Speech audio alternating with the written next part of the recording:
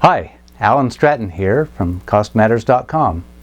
Over the past 2 decades, activity-based cost, or ABC, has grown from an almost obscure novelty costing methodology to a commonly accepted cost management methodology. One evidence of this is the plethora of supposedly new variations. Most of these variations result from marketing efforts to distinguish one software or consulting provider from the rest of the pack. Yet the common problem of any company striving to improve its profitability through better cost management is not the particular variant or software choice that they make, but failing to adhere to basic underlying principles of good cost management. But first, let's review several common activity-based cost variants. See where they fit in your evolution. Then we'll consider the violation of basic principles. So variant number 1, grouping expenses. One variant that some companies seem to make a lot of is to group multiple expense accounts into one larger bucket before assigning these resources to activities. The idea is to group expenses that behave similarly into one assignment, and some would call these groups cost pools. Now, just as an aside, I don't like this term, cost pools, as it evokes in me images of many old and very bad cost allocation practices from the past. Now, this variant is not really unique, as most consultants, including myself and other software solutions, have either incorporated this ability directly or assumed that any grouping is already done before importing the cost into their software application. In fact, the only places that I have observed assignments from each individual expense account have been in simple training illustrations, academic publications, and in models created by inexperienced modelers. Otherwise, they only show up in marketing presentation to show how much better their approach is in comparison to the rest. But this is a threshold capability or a minimum that I would insist upon. And in modeling situations, we really don't want to be spending too much time modeling excessive details, and expense account level is excessive detail in my opinion. So variant number 2, capacity considerations. Now this starts to be very important. Capacity considerations can be extremely important in business decisions, and knowing where excess or idle capacity is indeed important. Capacity is a topic near and dear to my heart. In fact, I co-authored the book Capacity Measurement and Improvement on this topic. However, the problem in modeling capacity is knowing when to include capacity into the modeling concepts. To obtain the benefits of capacity information, additional detail and data is required to model capacity. And here's the rub. If the organization is just starting to move into activity-based costing, the additional data requirements, training requirements, and acceptance requirements are often too much for the organization to accept and adopt all at once. So this may aggravate change management considerations, which always are considerable. So my recommendation, don't bite off more than you can chew. It's a great concept, but put it on your horizon as something to do in the future. So variant number 3, demand-driven requirements. In my opinion, a cost model that is responsive or dynamic to the demand of products and services and customer requirements is actually the utopia.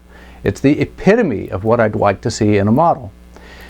When this state is achieved, the door opens to many additional uses and decision inputs. The ultimate model is one where volumes of products can be forecasted, and the model generates then the resource requirements and costs and balances capacity automagically. Now, some software companies tout their ability to do some form of this, and in the long run, I like it. However, to achieve these benefits, there is a modeling cost.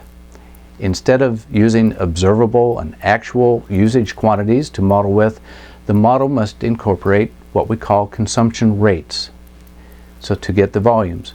And it is often difficult to fine-tune these consumption rates so that the resulting information is relevant and accurate. For example, if the demand on an activity is for 1 million outputs, a rate difference of 0.001 is 1,000 difference on the inputs. In fact, a static ABC model is actually the best standard against which to calibrate a dynamic model. I could and have written a book on this also. But here again, the rub. This is not an area for a first model. Keeping the vision of utopia in mind, but let's work on climbing the foothills first. Also, we'll have a model that we can use to calibrate a future model. So the modeling principles, let's talk about those now. The modeling principle most often violated is to follow cause and effect. In fact, in a very recent cost management forum, a member asked how to allocate the cost of information technology or IT to profit centers. Now, just asking the question in this manner, to me, shows that the questioner has not analyzed the work that IT does for its customers. Is their effort directed at maintaining current systems? If so, which ones? Is IT developing new systems? For whom? Is IT supporting personal computers? Who uses the personal computers? Are there differences in how IT's internal customers use IT services? You bet there are differences on each one of these questions. So, if that's the level question, there's a problem. Another modeling principle is to match the level of detail to the decision requirements. Now, this one is actually a difficult balance to achieve. However, far too many modelers assume that more detail provides more information, and this is false.